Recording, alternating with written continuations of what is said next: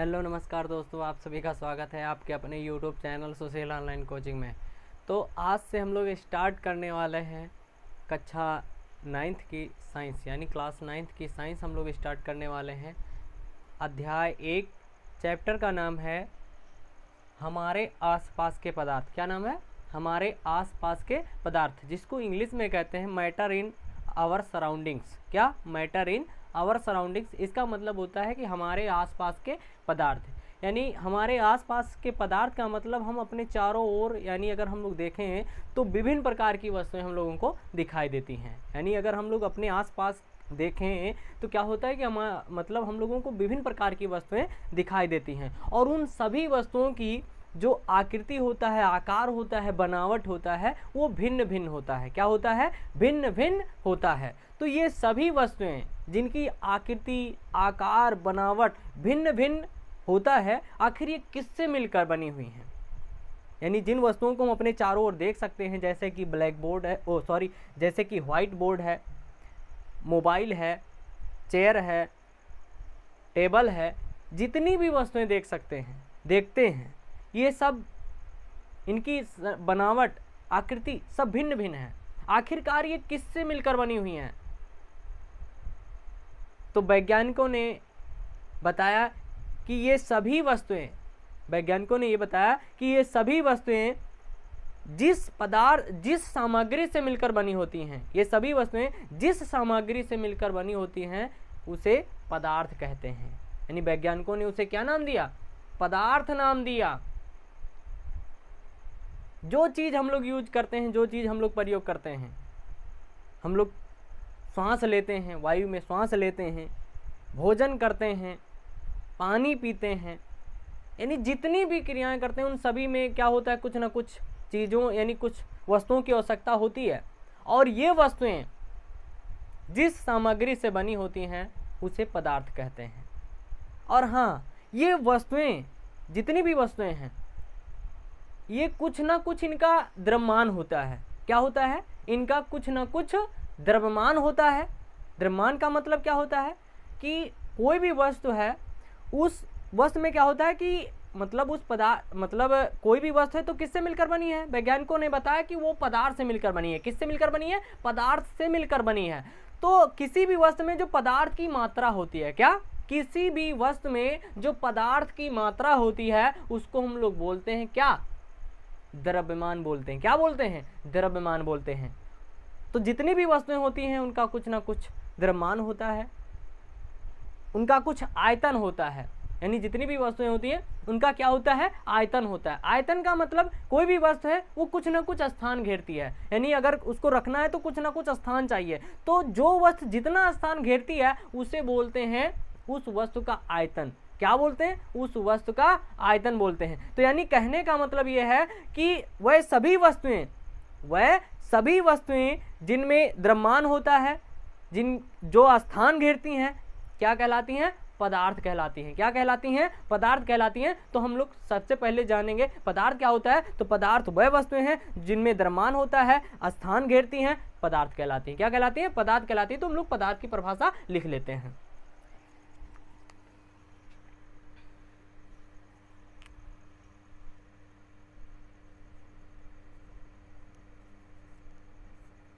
पदार्थ को अंग्रेजी में बोलते हैं क्या? मैटर बोलते हैं। क्या बोलते हैं? मैटर बोलते हैं।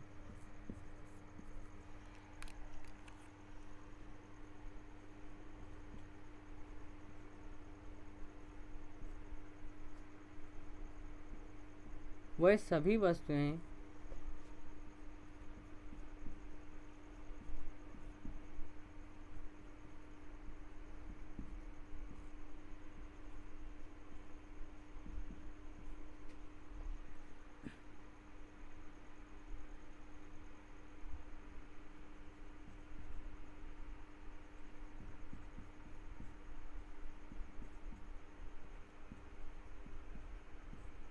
जो स्थान घेरती हैं। क्या करती हैं? जो स्थान घेरती हैं, पदार्थ कहलाती हैं। क्या कहलाती हैं? पदार्थ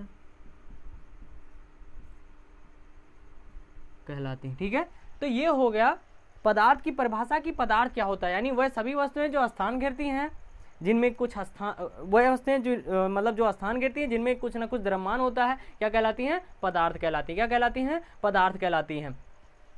तो ये हो गया पदार्थ।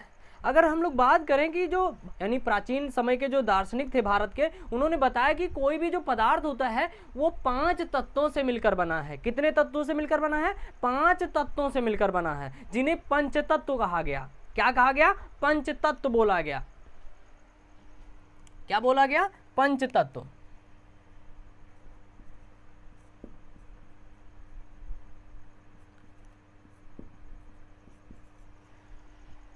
यानी कहने का मतलब कोई भी पदार्थ है तो वो 5 तत्वों से मिलकर बना है, ये बताया था भारत के प्राचीन दार्शनिकों ने। और वो 5 तत्व कौन से हैं? वो 5 तत्व हैं, पहला है पृथ्वी। क्या है? पृथ्वी। दूसरा जल, तीसरा अग्नि,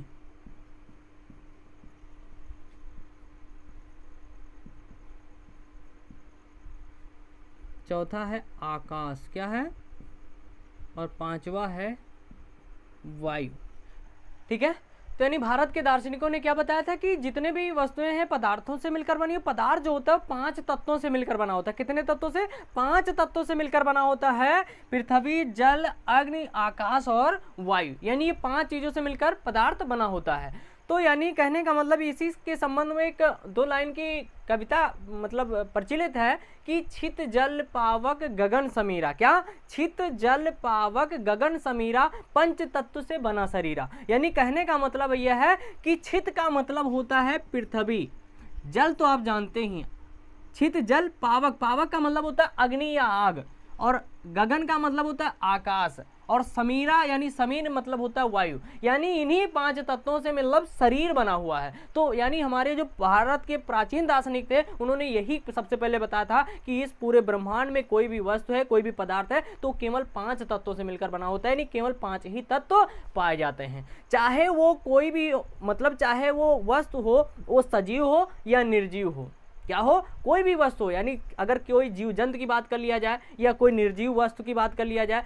तो वो सभी इन्हीं 5 तत्वों से मिलकर बनी होती हैं। तो शायद इतनी बात आपको समझ में आ गई होगी।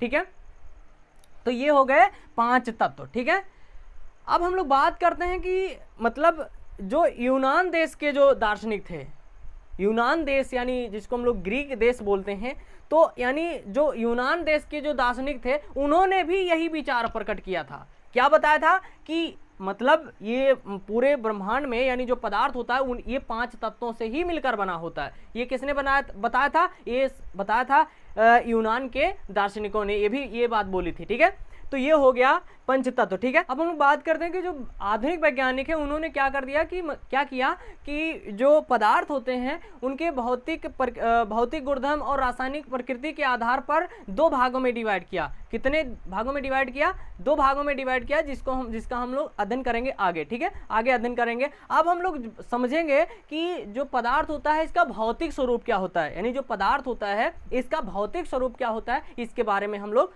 समझेंगे। ठीक है,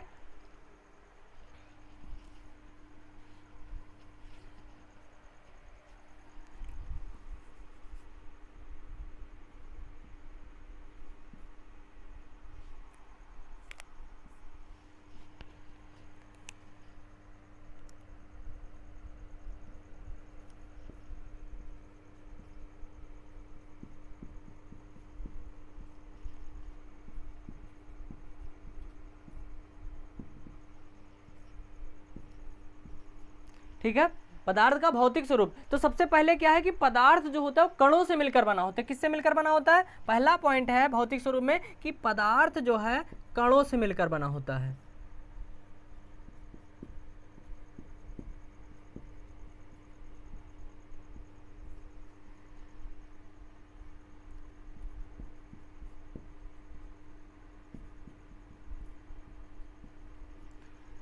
ठीक है। तो ये हो गया पदार्थ का भौतिक स्वरूप, यानी वाह्य आकार कैसा होता है, वाह्य प्रकृति इसकी कैसी होती है। तो यानी पदार्थ जो होता है वो कणों से मिलकर बना होता है। कणों से मतलब छोटे छोटे कणों से मिलकर बना होता है। क्योंकि अगर हम लोग पुराने समय की बात करें तो ये पदार्थ के संबंध में दो विचारधाराएं थी। कितनी विचारधाराएं थी? दो विचारधाराएं थी। एक विचारधारा ये बता रही थी, यानी जो पदार्थ के बारे में ये बता रही थी, यानी पदार्थ के संबंध में प्राचीन समय में दो विचारधाराएं थी।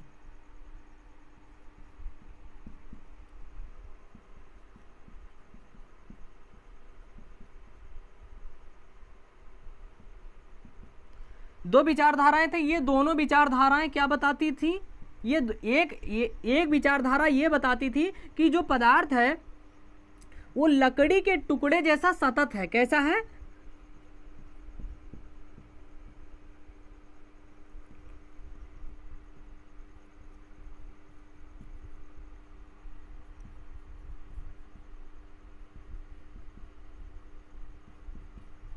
ठीक है। तो पहली विचारधारा क्या बता रही थी कि लकड़ी के टुकड़े जैसा सतत है, और दूसरी विचारधारा ये बता रही थी कि जो है पदार्थ जो है वो कणों से मिलकर बना है। किससे? छोटे छोटे कणों से।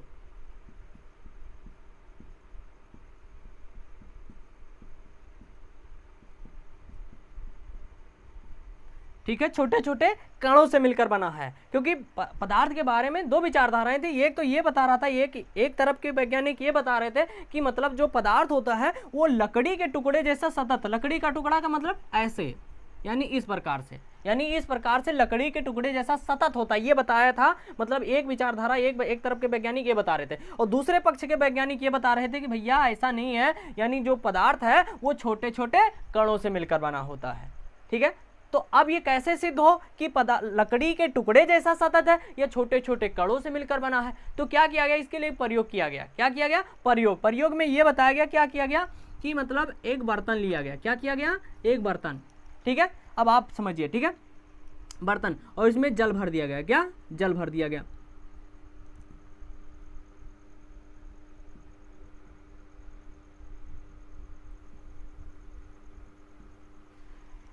इसमें जल भरने के बाद क्या किया गया? इसमें मतलब जो है शक्कर डाल दिया गया। क्या डाल दिया गया? शक्कर। ठीक है, क्या डाल दिया गया? शक्कर डाल दिया गया। उसके बाद इसको क्या किया गया? एक जो है नली के द्वारा, किसके द्वारा? एक नली के द्वारा इसको हिलाया गया। क्या किया गया? हिलाया गया। फिर क्या हुआ कि इसमें जो शक्कर थी वो घुल गई।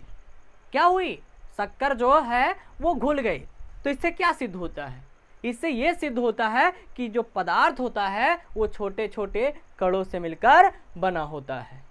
ठीक है, यानी जो पदार्थ होता है वो क्या होता है कि छोटे छोटे कणों से मिलकर बना होता है। तो यानी ये बात तो साल्व हो गई कि जो पदार्थ है वो छोटे छोटे कणों से मिलकर बना होता है। अब दूसरा टॉपिक, दूसरी बात ये निकल के आई कि आखिर ये पदार्थ कितने छोटे छोटे कणों से मिलकर बना है। तो दूसरा टॉपिक क्या है कि पदार्थ जो है कितने छोटे छोटे कणों से मिलकर बना है।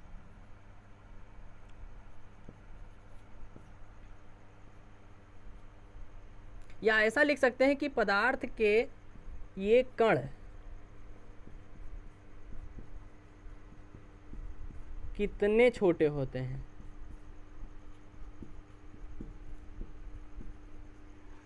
यानी जब ये सॉल्व हो गया कि पदार्थ छोटे छोटे कणों से मिलकर बना होता है, तो दूसरा क्वेश्चन उभर के आया कि जो है पदार्थ के ये कण कितने छोटे छोटे होते हैं।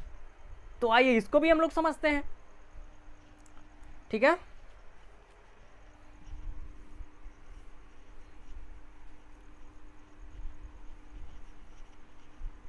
ठीक है। तो इसके लिए एक प्रयोग किया गया। क्या प्रयोग किया गया कि एक बर्तन लिया गया, बीकर लिया गया। ठीक है, बीकर, क्या? बीकर, और इसमें जो है 100 ml जल डाला गया। क्या किया गया? इसमें जो है 100 ml, कितना? 100 ml, 100 ml क्या डाला गया? जल। ठीक है, अब 100 ml जल डाल के इसमें क्या करेंगे कि हम लोग जो है थोड़ा जो है पोटेशियम पर मैग्नेट, यानी पोटेशियम पर मैग्नेट के 2 या 3 क्रिस्टल लेकर इस मतलब बीकर में जो जल है इसमें हम डाल देंगे। ठीक है, पोटेशियम पर मैग्नेट, ठीक है। तो इसको हम लोग बोलते हैं लाल दवा। कौन सी दवा?